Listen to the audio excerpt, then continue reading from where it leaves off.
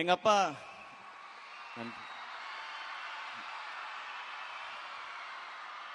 எங்க அப்பா அவங்க வீட்டில் இருந்த வசதிக்கு அவர் நினைச்ச படிப்பை படிக்க முடியல, கிடைச்ச படிப்பு தான் படிச்சாரு. அவர் ஒரு டிகிரி வாங்கினாரு.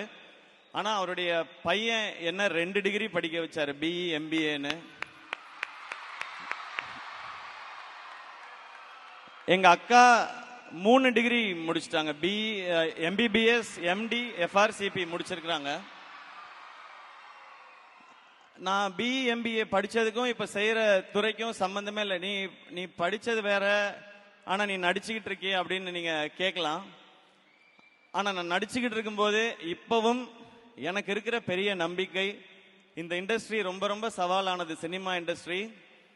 அதுவும் எந்த ஒரு பின்னணியும் இல்லாமல் எந்த ஒரு துறைக்குள்ள நுழையிறதே ரொம்ப அசாத்தியமான விஷயம்.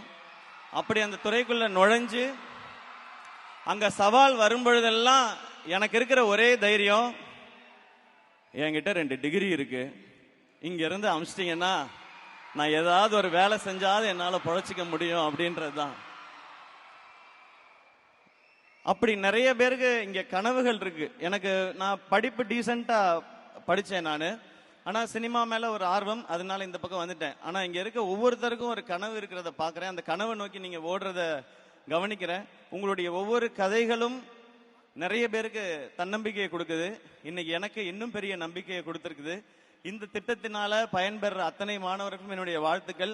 இத்தனை பேர் வாழ்க்கையை மாற்றி கொண்டிருக்கிற அரசுக்கும் முதல்வர் அவர்களுக்கும் அதிகாரிகள் அனைவருக்கும் என்னுடைய நன்றி அண்ட் வணக்கங்கள்.